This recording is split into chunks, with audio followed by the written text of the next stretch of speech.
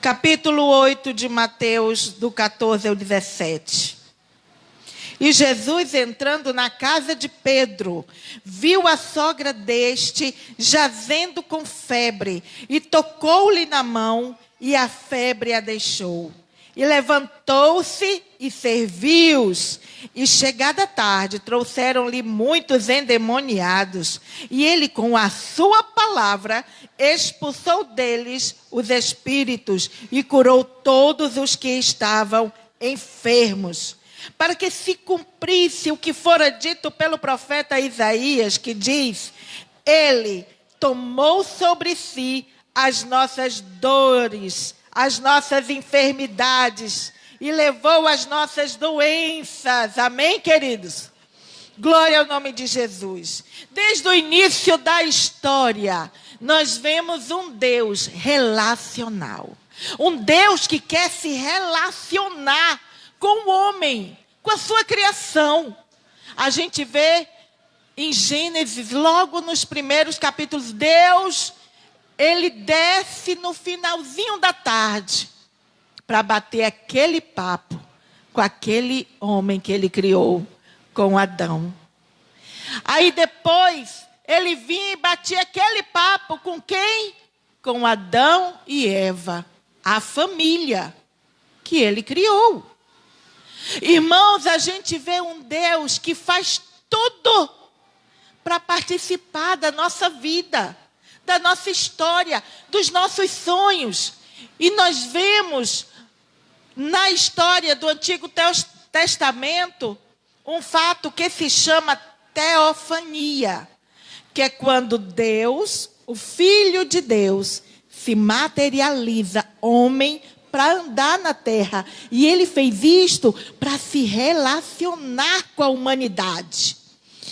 E aí eu anotei o nome de alguns que ele apareceu como anjo do Senhor, o Filho de Deus. Ele apareceu para Abraão e Sara, para Jacó, para Moisés e os 70 anciãos. Com Moisés, amados, ele falava como? Face a face.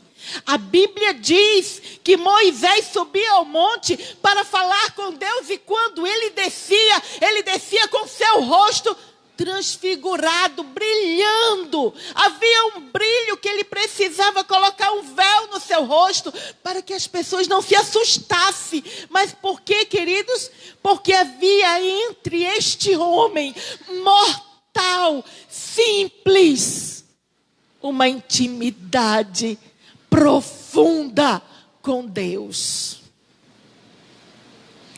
Ele também apareceu para Josué, para Gideão, aos pais de Sansão, 2 vezes a Salomão. Na fornalha ele esteve com aqueles 3 jovens. Quando o rei olhou para aquela fornalha acesa até o último, ele não viu 3, ele viu 4. E ele disse que o 4 era como filho dos deuses. Mas na verdade ele falou isso porque não tinha conhecimento. Porque aquele que estava lá com aqueles 3, que não deixou que uma fagulha queimasse, causasse qualquer queimadura do corpo daqueles servos de Deus, era o próprio Filho do único Deus. Aleluia. Este que dá livramento.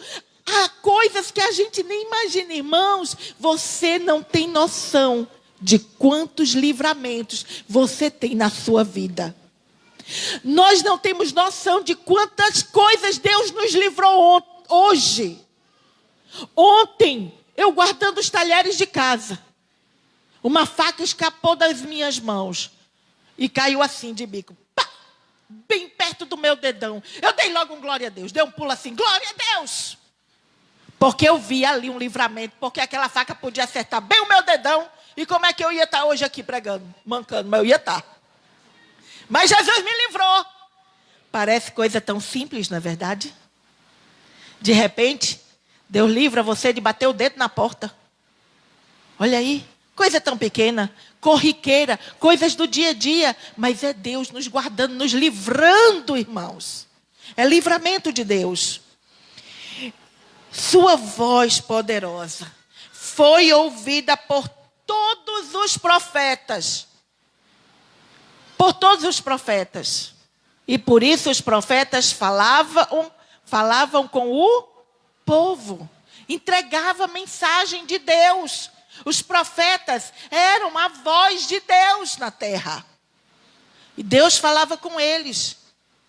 Estava Samuelzinho, menino, dormindo. Se ele fosse cearense, estava se balançando na sua rede, com o pé na parede. E ainda fazia o barulho no coisinha da rede. Como é o nome daquele negócio? No armador. Nhã, nhã, nhã, nhã. Aí Deus, Samuel. Aí ele, nhã, será? Nhã, nhã. E ele com o pé na parede, empurrando a rede. Samuel, ô menino, escuta que eu estou falando contigo. Né? E Samuel ouviu a voz do Senhor. Cresceu aos pés do sacerdote Eli, mas na verdade o seu mestre desde o começo foi o próprio Deus. E ele profetizou para o povo naquela época. Ele conversou com a humanidade através dos profetas. Ele se deixou conhecer. E ele também se apresentou a Jó. Aonde ele teve um dos mais longos diálogos. Jó, quem és tu? Aonde tu estavas quando os mundos foram criados? E aí foi, texto bíblico até umas horas. Quem leu Jó aqui já? Levanta a mão. Diga aí, se não foi uma longa e boa conversa.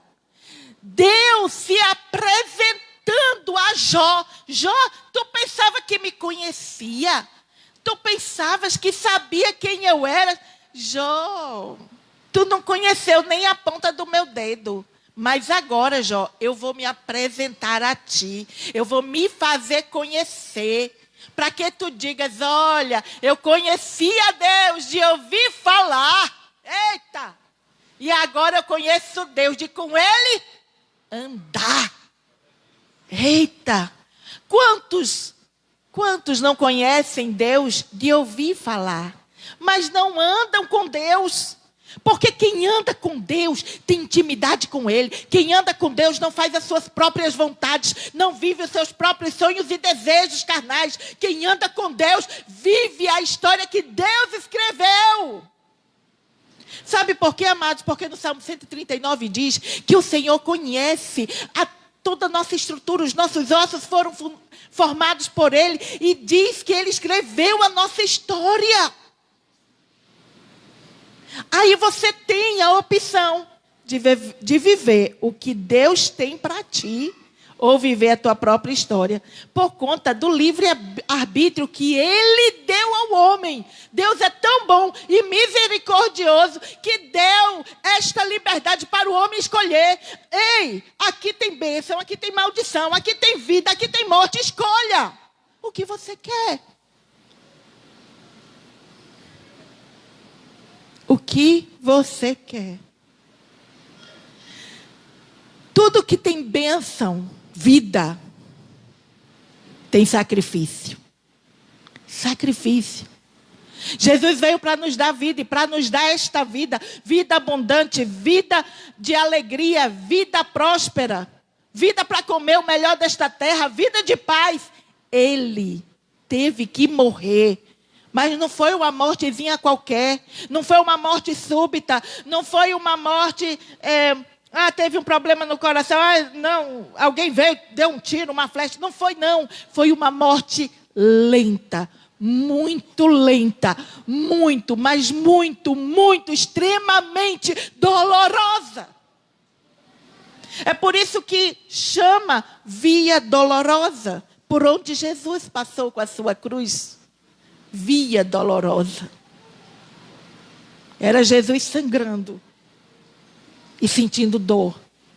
100% Deus e 100% homem. Mas esse Jesus, o Filho de Deus, no Novo Testamento, se materializa como pastora, já não como uma teofania, mas sim de uma forma natural, nascido de uma virgem, como foi profetizado. E a palavra de Deus diz que o seu nome também foi profetizado. O seu nome se chamará Emanuel, Deus conosco. Porque é um Deus de intimidade. É um Deus relacional. Deus conosco, diga comigo, Emanuel. Emanuel, Deus comigo. Aleluia! Esse foi o, sabe, ele deixou a sua glória, a sua majestade. Ele largou a sua coroa, todo o brilho dele, para nascer como qualquer mortal nasce. Foi formado, foi concebido no ventre de uma mulher santa, temente a Deus, chamada Maria. Uma mulher que amava a Deus. Ele veio ao mundo como toda e qualquer criança. Com certeza, assim que nasceu, o pai José deu aquela palmadinha e ele deu o seu primeiro choro. Foi envolto a panos, colocado numa manjedoura. Cresceu como toda criança daquela época. Brincando com outras crianças. Aprendendo o ofício de carpinteiro do seu pai. Mas, em um momento, ele entrou no templo para ler Isaías 61. Tomando posse assim, daquilo que era seu por direito, da unção que era sobre a sua vida. E aí, Jesus, aos seus 30 anos, assume o seu ministério redentor. E começa a caminhar na terra para buscar intimidade com o homem. E nessa busca de intimidade, ele vai parar justamente na casa de Pedro, onde a sua sogra estava doente. Pedro foi um dos escolhidos para ser discípulo de Jesus. Pedro era pescador. E o Senhor disse: largue essas redes aí, porque agora eu vou fazer de você pescador de homens.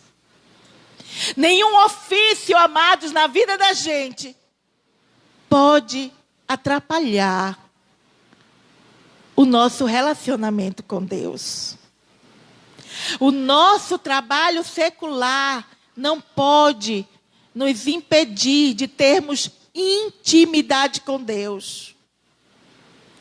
Você pode não ter, de repente, o tempo para estar em todos os cultos da igreja. Mas você deve buscar essa intimidade o máximo que você puder. Você deve se esforçar para estar na presença dEle, para estar com Ele. Pastora, eu posso ser crente só em casa. Irmão, você deve ser crente, cristão, evangélico em todo lugar. Mas a Bíblia nos manda não deixar de congregar. É importante que a gente congregue para que a gente tenha intimidade e forme isso que estamos formando hoje aqui. Uma família, o corpo real de Cristo. Amém? E não partes separadas, divididas. Não. Mas o corpo real de Cristo. E Jesus chega nessa casa. Disseram para ele. Versículo 14. Jesus entrando na casa de Pedro. E olha, queridos, alguém entra na sua casa se você não abrir a porta? Só se for ladrão, não é verdade? Mas vamos dizer, alguém chega na porta da sua casa. A pessoa só pode entrar se você disser, entre. É assim ou não que funciona, irmãos? Senão você fica batendo papo na porta, né? E a pessoa não entra. Mas Jesus aqui, com certeza, ele foi convidado a entrar nesta casa. As pessoas abriram a porta para ele. E disseram, entre Jesus. E ele viu a sogra de Pedro jazendo com febre. E sabe, irmãos, nós sabemos que febre é uma reação do corpo humano dizendo, tem algo errado aí. Tem alguma coisa inflamada, tem alguma bactéria, tem algum vírus, tem algo que está atacando o seu organismo. E o seu organismo está reagindo contra. E para mostrar todo o esforço que ele está fazendo para combater esse mal que está querendo entrar e invadir o seu corpo, o corpo está mostrando febre. Uma elevação de temperatura corporal. Então, algo mais profundo do que essa febre estava acontecendo com esta senhora, amados. A febre foi só o aviso. Tem algo errado. Mas o que tinha, na verdade, era algo que estava oculto. Porque, amados, muitas vezes isso acontece conosco. Às vezes nós demonstramos algo, uma tristeza facial, e aquela tristeza é só a pontinha do iceberg. Porque a razão daquela tristeza está lá no oculto. A falta do brilho nos olhos de um cristão é só a ponta do iceberg. A razão da falta daquele brilho não é porque ela não lacrimeja, não. É algo mais profundo. Então, esta mulher tinha algo que não era notório, mas era algo que estava atacando o seu corpo. Queridos irmãos, cuidado com coisas que podem estar atacando você. Para trazer doenças. Doenças emocionais, doenças psicossomáticas, feridas. Cuidado, amados. O seu corpo vai reagir. Ele vai mostrar algo. Vai ser perceptível.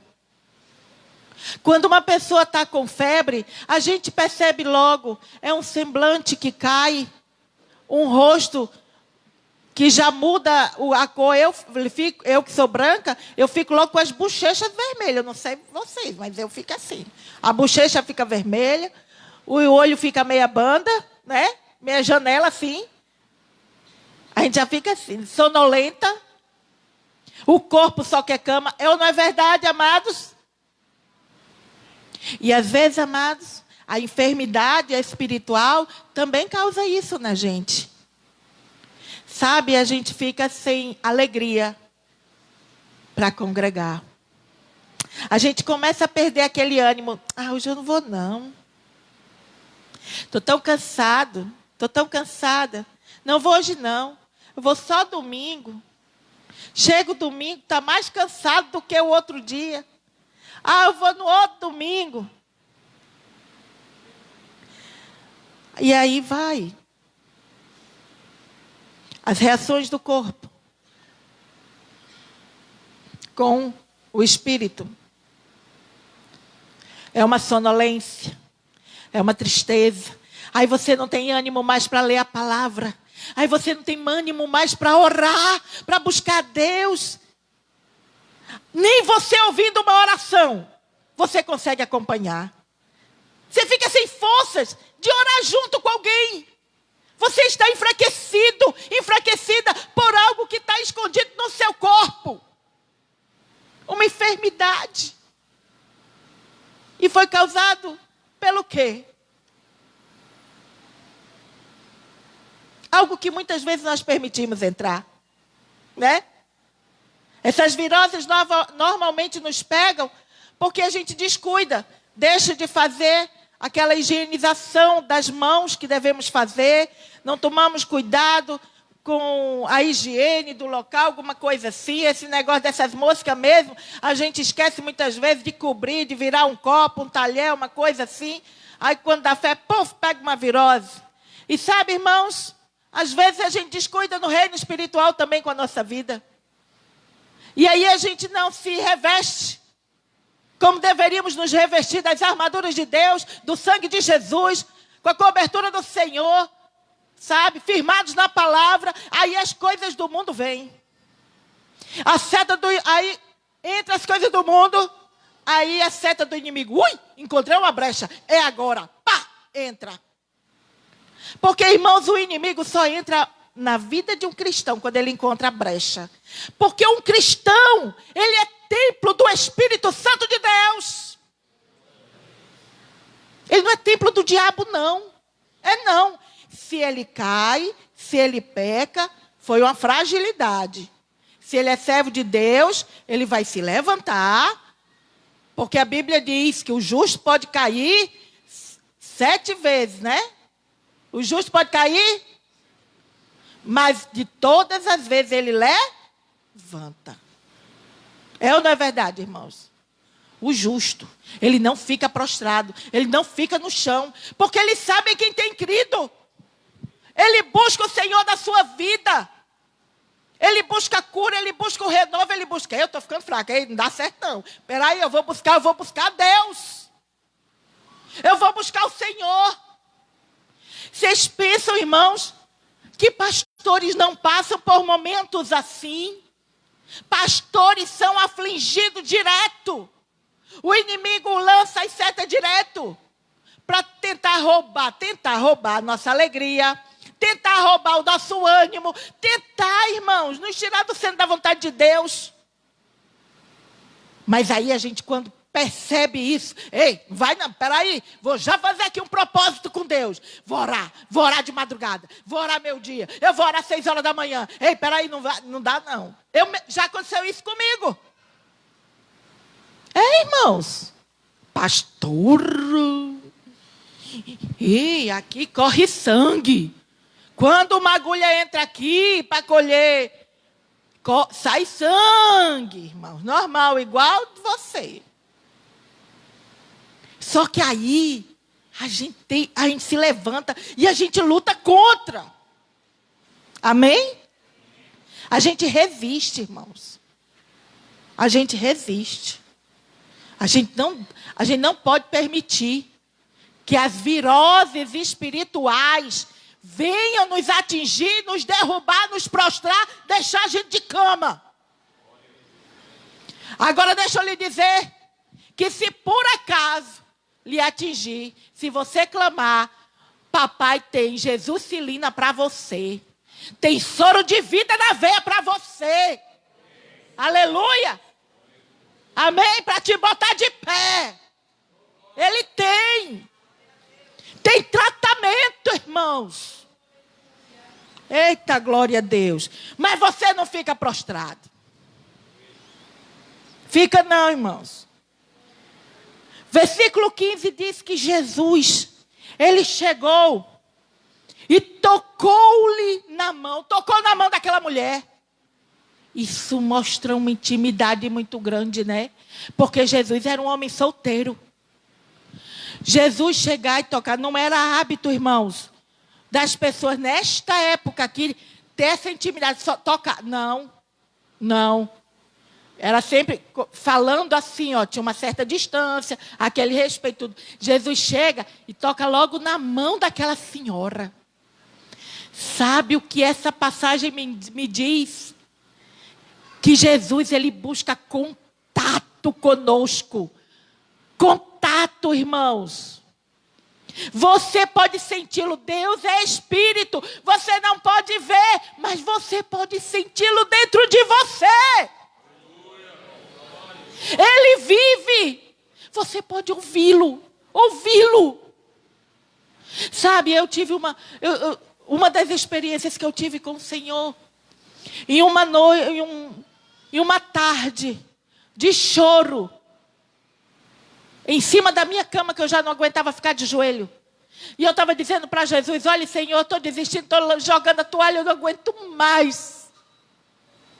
E aí eu comecei a chorar, não aguentei mais falar palavra nenhuma. E eu chorava, soluçava. Não conseguia mais pronunciar nenhuma palavra. E de repente, veio aquele versículo que está em Filipenses. Alegrai-vos no Senhor. Outra vez digo, alegrai-vos. E nesse mesmo momento, todo aquele choro compulsivo começou a passar. Veio uma paz absoluta dentro da minha alma. Eu senti uma brisa suave no meu quarto. E uma mão passando nos meus cabelos. Eu tinha um cabelo maior por aqui assim. E aquela mão passando bem devagarinho assim no meu cabelo. E eu fechei os olhos assim bem apertada assim. Eu digo, eu não quero sair desse momento. Porque me trazia tanta paz. Eu me senti tão amada. Não tinha ninguém no meu quarto, eu estava sozinha. A porta do meu quarto estava trancada. Os meus filhos eram pequenininhos. Rafinha, eu acho que não tinha não sei nem se ele tinha já 2 anos, porque foi assim que eu me converti. E os meninos estavam na sala. Eu acho que Luísa estava até na escolinha, só estava Rafael em casa. E estava com uma irmã na sala. Eu estava só naquele quarto. E eu sei que eu não estou doida. Porque o que eu senti foi a presença do meu amado, do meu Senhor.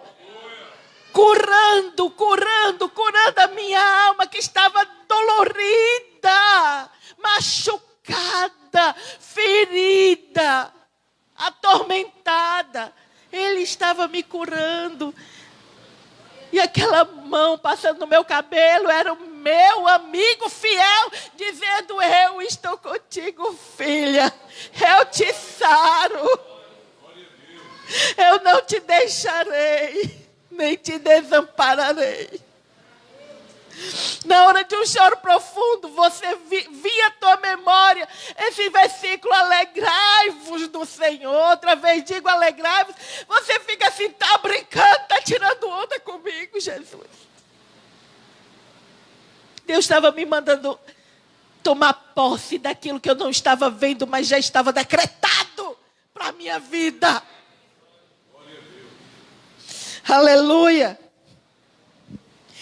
E aí, quando o Senhor toca na mão dela, a Bíblia me diz aqui no versículo 15, que a febre a deixou.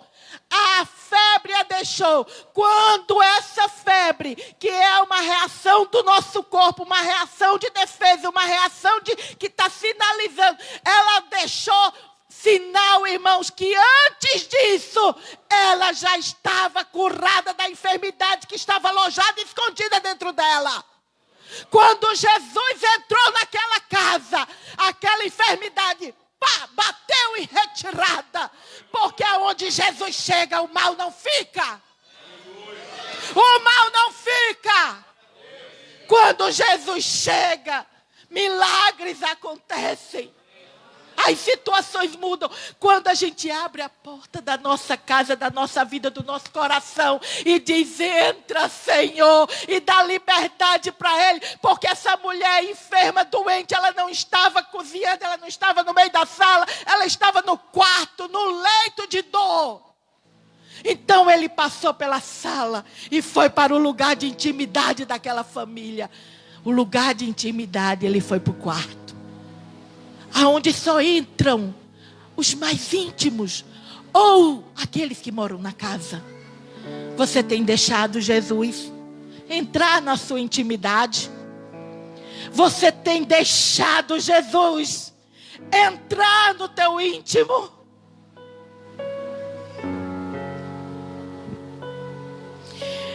E chegada a tarde, trouxeram-lhe muitos endemoniados.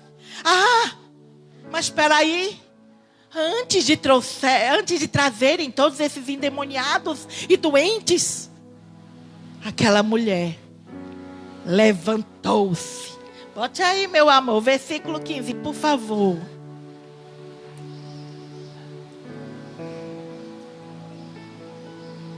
Porque curado, quem é curado, curada, não fica prostrado. Se levanta. E quando se levanta para servir a Deus. Para servir a Jesus. Irmão, quando eu vejo alguém que não quer fazer nada para Jesus, absolutamente nada, me perdoe a sinceridade. Me perdoe de todo o coração. Não me tenha por mal. Mas eu quero lhe dizer que eu particularmente posso estar até errada. Por isso eu peço perdão. Mas para mim, a pessoa não está bem ainda. Porque quem é curado não quer ficar sentado numa cadeira todos os cultos. Quem é curado quer se envolver com a obra. Quem é curado chega e diz: pastor, eu posso fazer alguma coisa. Teve um dos dias aqui, o dia que teve o maior torró que aconteceu aqui em Fortaleza. No dia que teve o maior índice de chuva. 100 e tantos, não foi, pastor? Só um irmão ligou para o pastor. Esse irmão nem vem assim sempre por conta do trabalho. Ele vem quando está de folga. Ele vinha. Ele ligou para o pastor. Pastor, como é que está aí, pastor, na igreja? Eu me preocupei, pastor, com essa chuva. O senhor está precisando de ajuda. Se o senhor precisar, pastor, eu vou para ir puxar água com o senhor. Irmãos, às vezes a gente pode não compreender pequenos gestos ou atitudes. Mas Jesus entende. Jesus sabe muito bem. Jesus sabe muito bem. Não estou aqui dizendo: a pastora está culpando porque eu não liguei. Nada disso, eu estou dando um exemplo. Eu estou dando um exemplo. Que aquele que nasce de novo, que é curado, ele não quer ficar sentado num banco de igreja. Ele não quer ficar como um doente prostrado, uma doente prostrada, encostada no leito de dor. Não, quer se levantar para servir. E vai buscar meios para isso. Peraí, eu preciso consertar o que da minha vida para eu poder servir? Eu vou consertar. Peraí, eu quero louvar, eu quero ir para o coral. Peraí, tem que ter eu vou falar com a irmã Amanda, tem que melhorar a voz, tem que ter aula de canto, tem que ter isso, tem que ter presença e isso, e vida de santidade. Pô, eu vou buscar tudo isso. Amém? Porque quando eu olhei e vi a minha primeira discipuladora pregando a palavra, eu digo: eita, mulher prega, porque para mim só homem pregava. Aí quando eu vi Deus usando aquela mulher com autoridade no púlpito, e eu era toda tímida, mal falava, tinha vergonha, como eu já disse a vocês, tinha vergonha da minha voz e do meu jeito de falar. Agora eu estou nem aí. Aí eu disse: eu queria tanto, Senhor, pregar igual essa mulher, ser usada por ti igual essa mulher. Parece que ele anotou, não foi? Porque eu já me encontrei com minha discipuladora, irmã Jane Albuquerque, uma mulher de Deus, que eu tenho muita gratidão, muito amor pela vida dela, porque ela me discipulou. Ela acreditou em mim quando nem eu acreditava em mim. Ela disse: você vai ser uma pregadora. Você vai falar da palavra de Deus e muitos irão se converter. Deus vai usar a sua vida, Rogéria. E sabe o que ela fez comigo? Me botou do lado dela, ela disse, ande comigo. E eu, a senhora vai para onde? A senhora vai visitar, deixa eu ir? A senhora vai para onde? Deixa eu ir? Deixa eu ir? Deixa eu ir? Era desse jeito. Carregando aquele bebezão no braço. Tipo o Heitorzinho. Luiz Emília. Ia-se embora. Por quê? Porque eu estava sendo tratada por Jesus. Curada por Ele. E eu queria falar para todos que Jesus faz isso.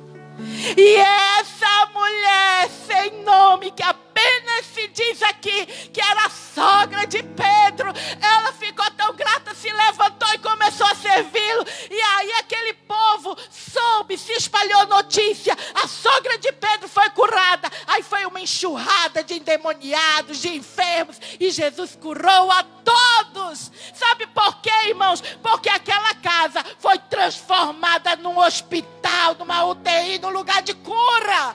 Deixe Jesus entrar na tua casa para fazer o mesmo. Que a tua casa seja um lugar de cura, um lugar de vida. Que a tua vida também seja isso, porque tu és casa de Deus. Abra o teu coração. Deixa Jesus te curar hoje. Aleluia! Oh, glória a Deus! Aleluia! Obrigada, Senhor! Obrigada, Pai! Eu quero convidar vocês a ficarem de pé em nome de Jesus Cristo. Deus fala.